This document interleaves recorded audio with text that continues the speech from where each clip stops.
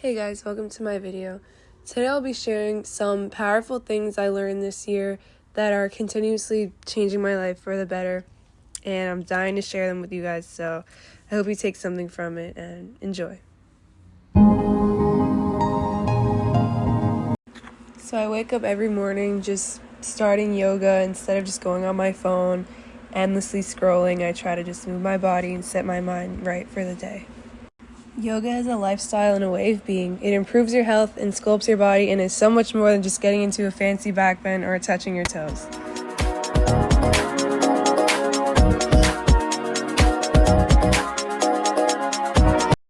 Aromatherapy is just so mood stabilizing and rewarding, and I love it so much.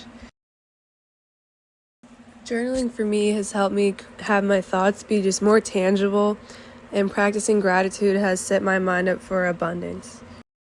Walks are awesome. Daily vitamin D is a medicine. And I also love to read. Ever since you started going to school as a kid and you got used to those 8-hour days, those long 9-to-5s, we were taught that that's our normal, like prioritizing higher ups and benefiting the system of society, multiple systems, because there's more than one, but all of our dreams and passions, desires, those become plan B.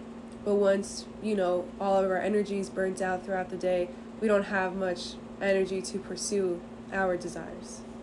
So we were taught that our creative flow is not as important as appeasing society and working to benefit their systems rather than our own entrepreneurship.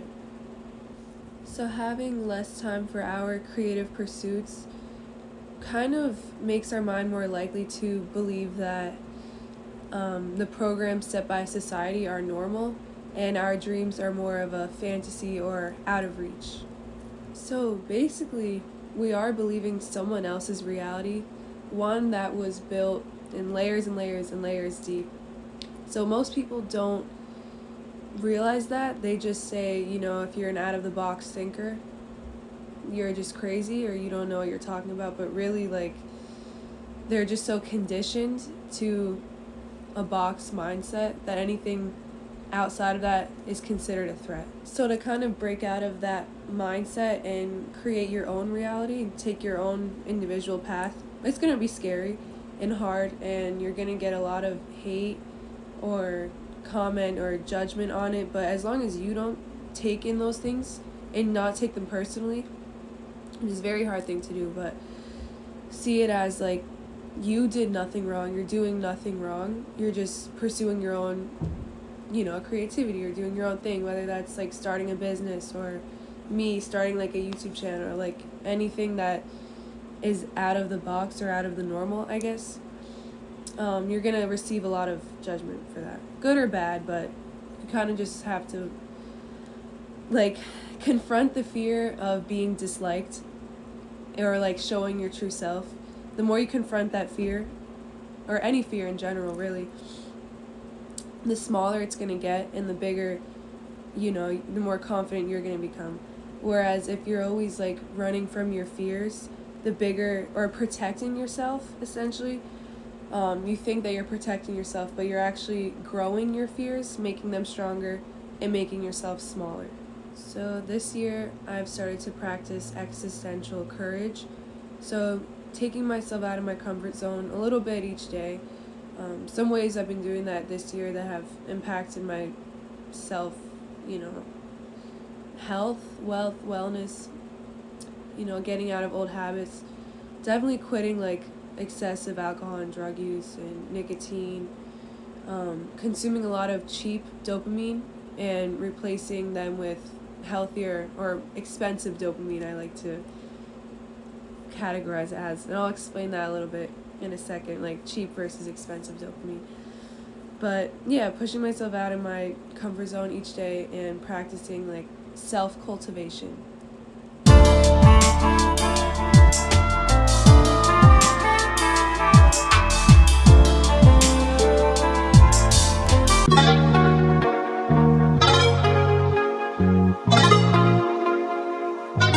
So some examples of cheap dopamine versus expensive would be like things like overeating, doom scrolling, like over consuming social media, nicotine,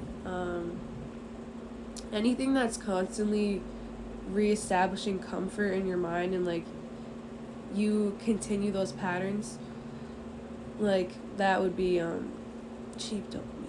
Whereas, or like an instant gratification kind of thing, like eating just to feel good, and not for nutrition, and scrolling mindlessly just to get that next hit of dopamine would be cheap dopamine.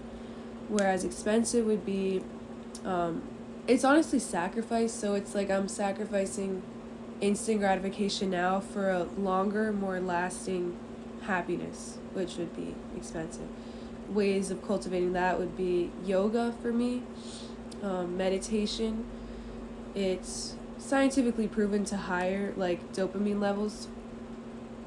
And like when you're peaceful, when you're calm, when you're not stressing, when you're aware, you feel more stable and secure and happier, pretty much. Creating something, like I said before, like painting, drawing, poetry, working out, getting those endorphins, but also balancing it too, so not like over working out. So we do not perceive objects as they are, we perceive them as we are.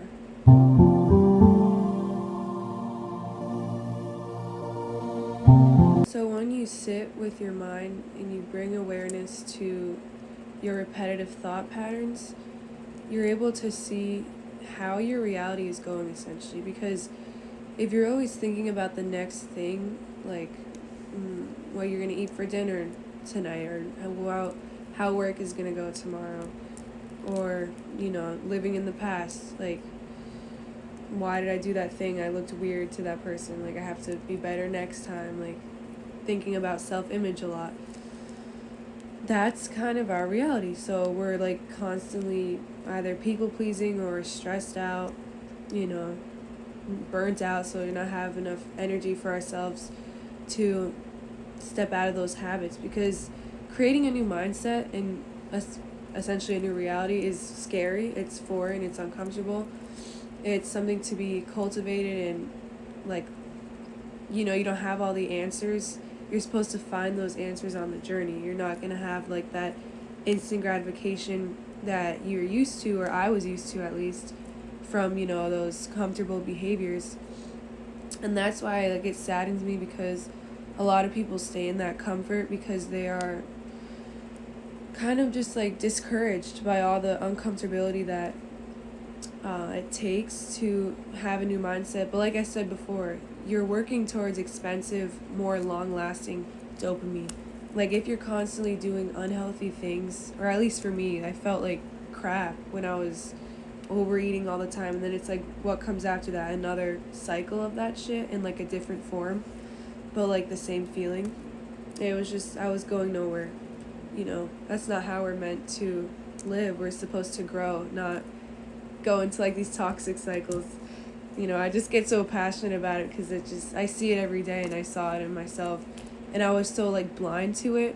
So that's why I'm like, wow, like what you think about matters, and what you like pursue matters, because we all have thoughts, but it's what you choose to put your energy into that will determine the path of your life.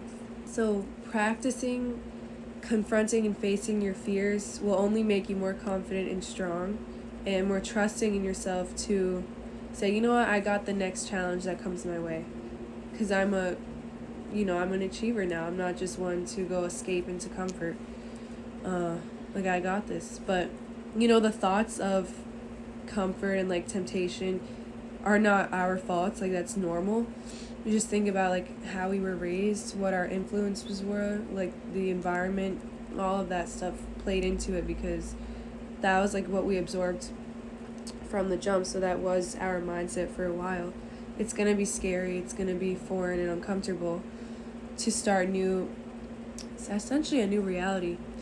But it's going to be so worth it. Like that expensive dopamine is going to come in, and you're going to have more of yourself to rely on, more trust in yourself, and less wasted energy and wasted time that you're giving to external things that will never truly sustain you or make you feel whole. The only one to make you feel adequate and the only one responsible for that is you.